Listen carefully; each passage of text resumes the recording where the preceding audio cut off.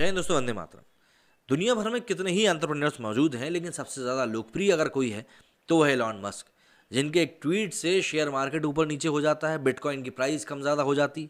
मतलब एक हैकर ने तो इनको धमकी तक दे दी थी कि भैया बिटकॉइन को लेकर बोलना बंद करो वरना हम तुम्हारे ही हैक कर लेंगे। तो ऐसे में एलॉन मस्क जो है काफ़ी ज़्यादा चर्चा में बने रहते हैं, साथ ही साथ वो अपना टेस्ला गाड़ियों के कारण भी चर्चा में है और भारत में उनकी एंट्री को लेकर कई सारी बातें की जा रही हैं। अभी कुछ दिनों पहले लिबरल्स ने भी इस बात को लेकर छाती पीटना शुरू कर दिया था, जब उनके ऊपर आरोप लगा था कि तुम भारतीय बिजनेसमैन को इतनी इज्जत क्यों नहीं देते और विदेशी के पीछे ऐसे लाल टपकाए क्यों घूमते रहते हो।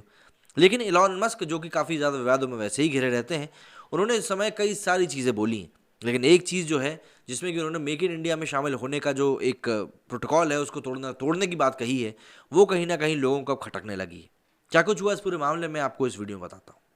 दुनिया के सबसे अमीर शख्स मानने जाने वाले एलन मस्क की कंपनी टेस्ला ने टैक्स में छूट के लिए भारत सरकार से मांग की थी, लेकिन इससे फिर इनकार कर दिया गया है।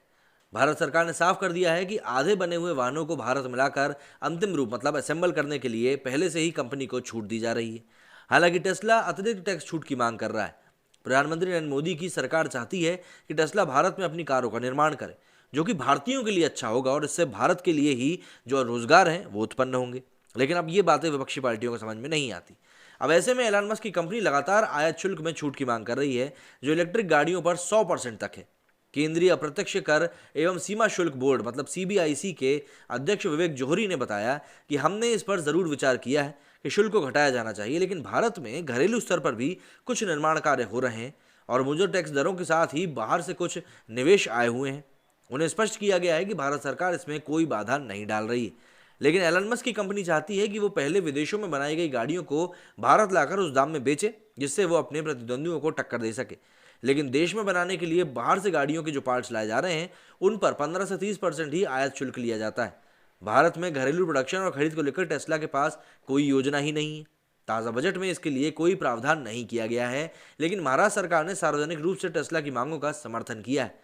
भारत सरकार के साथ समस्याओं को लेकर एलन मस्क के बयान के बाद भारत में विपक्षी दलों द्वारा शासित कम से कम 5 राज्यों की सरकारों ने टेस्ला को अपने यहाँ कारोबार करने के लिए बुलाया है।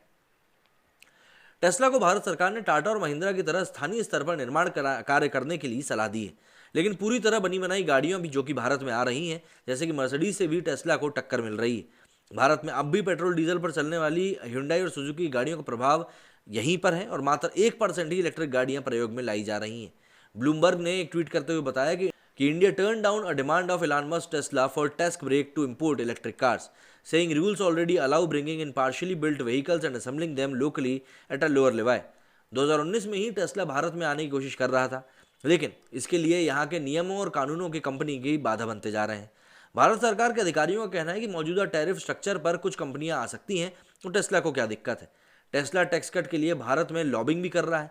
भारत में $40,000 मतलब करीब 29 से 30 लाख रुपए तक की इलेक्ट्रॉनिक गाड़ियों पर 60% और इससे अधिक पर 100% टैक्स लगता है।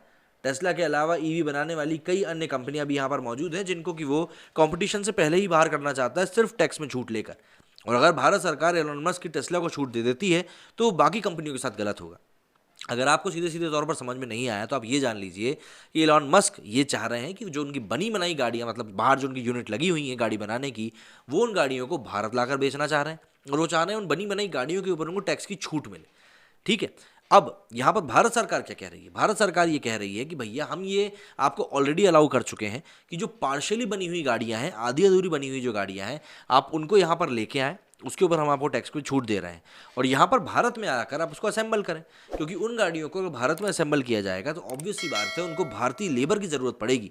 तो ऐसे में रोजगार कहाँ पर उत्पन्न होगा? भारत में। लेकिन विपक्षी दल क्या कर रहे हैं कि नहीं भैया देखो टेस्ला के साथ कितना बुरा हो रहा है, उनको टैक्स में छूट नहीं दी जा रही। अरे भैया मोदी सरकार ये चाहती है कि आप गाड़ियों को यहाँ पर लाकर असेंबल करो जिससे कि यहाँ रोजगार उत्पन्न हो, लेकिन ये चीज़ इनको समझ में नहीं आ रही है। दूसरा, जो टेस्ला का फॉरेन प्लान है इंडिया के मार्केट को लेकर, उसमें कहीं भी इस चीज़ का उल्लेख नहीं है कि वो पूरे तरीके से भारत में ही गाड़ी बनाएगा। अगर कोई फॉरेन कंपनी भारत में आकर धंधा कर रही है और 4 पैसे कमा रही है तो भारत सरकार भी तो यही चाहेगी ना कि भैया तुम वो 4 पैसे कमाओ, एन कमाओ, लेकिन हमारे यहाँ के जो लोग हैं आप उनको भी रोजगार दो। लेकिन विपक्षी दल क्या करते हैं, पब्लिक को जब बात कोई समझ में नहीं आती तो उस बात को ऐसे घुमाते हैं कि पब्लिक को लगता है कि देखो भैया मोदी जी कितना बुरा चाह रहे हैं, टेस्ला को भारत में बिकने ही नहीं दे रहे। अरे बात को पहले पूरी समझो तो सही, उसके बाद तो बोला करो। अगर आपको ये बात समझ में नहीं आई है तो भैया अपनी कुंठा बताएं, समझ में आ गई है तो एग्री करें, लाइक की बटन दबाएं। मेरे इस वीडियो में फिलहाल इतना ही। जय हिंद, जय भारत।